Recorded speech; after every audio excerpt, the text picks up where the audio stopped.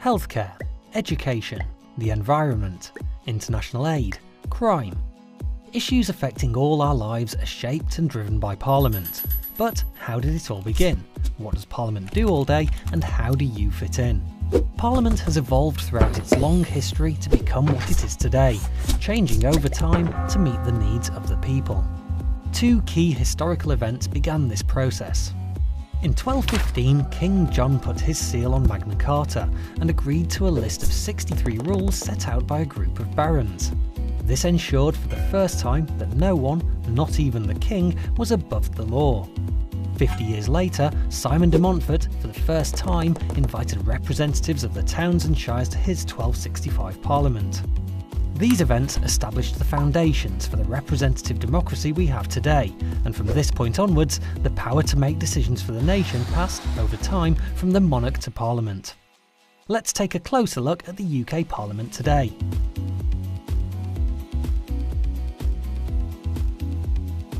Parliament is made up of three parts: the House of Commons, the House of Lords and the monarch. The House of Commons is the elected chamber of Parliament. It debates big issues, proposes laws, amends existing ones and challenges the government's work. There are 650 members of Parliament, or MPs, who each represent a constituency in the UK. They belong to either a political party or are independent, and are elected by constituents of the area they want to represent. The leader of the party that has the most MPs elected after a general election becomes the Prime Minister and heads up the government. They choose a cabinet made up of 20 senior ministers, who coordinate each government department's work. Parties not in power are called the opposition. MPs from the opposition and government question the government on policy and proposed laws. The Speaker keeps the House in order by chairing these debates.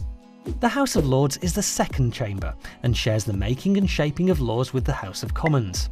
It has around 800 members and it's made up mostly of life peers, and also includes hereditary peers and bishops. Lords are selected for their knowledge and experience and hold government to account by using their expertise to look at laws and issues in detail. The monarch's role is mainly ceremonial. They meet the Prime Minister once a week to hear what's going on in Parliament and formally agree every new law. But that's not all.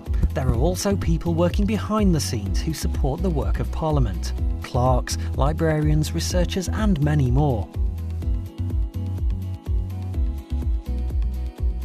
The government has been elected to run the country, and Parliament holds the government to account for us, the public. But how? Prime Minister's questions and ministerial questions give MPs and Lords the opportunity to challenge the government's policies. It's in these debates that they can share the views of their constituents and the public and how new policies may affect them. Another important way Parliament can scrutinise or look in detail at the work of government is through select committees. Select committees analyse and scrutinise policy. They're made up of either MPs, Lords or a mixture of both.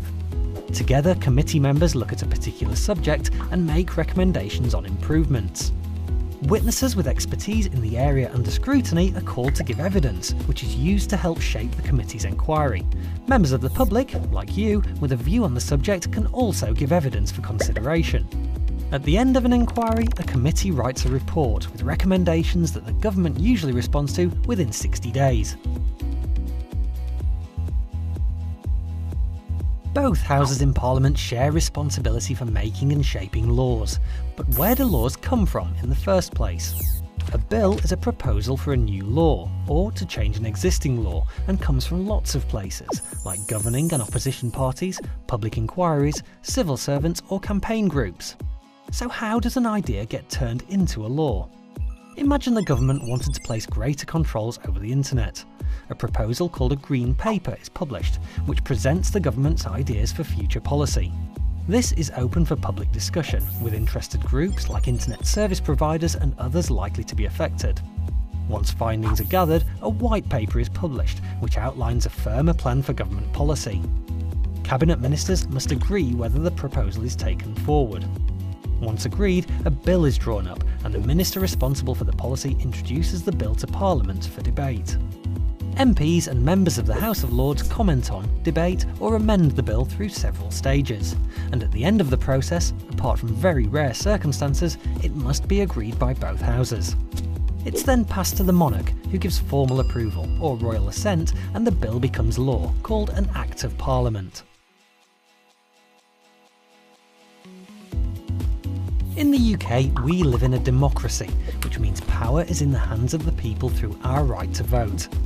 Throughout history, lots of people in the UK have campaigned for the voting rights we have today. There are lots of different types of elections to vote in: general, local, European. Let's take a closer look at how MPs are elected to the House of Commons through the general election. General elections take place in the UK usually once every 5 years, and every seat is up for grabs. On polling day, voters make a choice from a list of candidates. The candidate with the most votes then becomes that constituency's MP. OK, but how would I know who to vote for? Before elections, candidates need to campaign to get people to vote for them. Campaigning can involve handing out political leaflets, speaking in public debates, talking to people during door-to-door visits, and party political broadcasts. Parties standing for election publish a declaration of their policies during the campaign, called a manifesto. Once elected, an MP represents all their constituents, even the ones that didn't vote or voted for a different candidate. The party with the most MPs elected forms the government, and their leader becomes Prime Minister. And if there's a hung parliament, where there's no clear winner, then a minority government or a coalition government may be created, or a fresh election held. One way to have a say in how the country is run is to use your vote. You have to be 18 or over to vote in general elections, but you can register from the age of 16. There are lots of other ways to get involved and have your voice heard, whatever your age. Remember, MPs represent all of their constituents. But how? You can visit an MP in their local constituency office, or you can even travel to the Houses of Parliament to lobby them in Central Lobby. Lords have knowledge and experience in specific subject areas. You can look them up by policy interest on the Parliament website. Anyone can contact any Lord or their local MP by letter, phone or email to discuss an issue that's important to them or their community. Sometimes though, there's strength in numbers, so to get your voice heard, you could join the youth section of a party or the UK Youth Parliament. If you're passionate about an issue, you could start a petition for a cause either on paper or online, or join an existing campaign, pressure or protest group to influence decision making. These groups use different methods to get their voices heard, from lobbying to peaceful protest, all designed to bring about change. And don't forget, you can get your voice heard in school or college too by joining or starting a student council, a bit like a mini parliament. So, Parliament sits at the heart of UK democracy, debating the big issues of the day, making and shaping laws, and holding the government to account. By voting, petitioning, campaigning and more, you can also get involved with the work of Parliament. What will you do?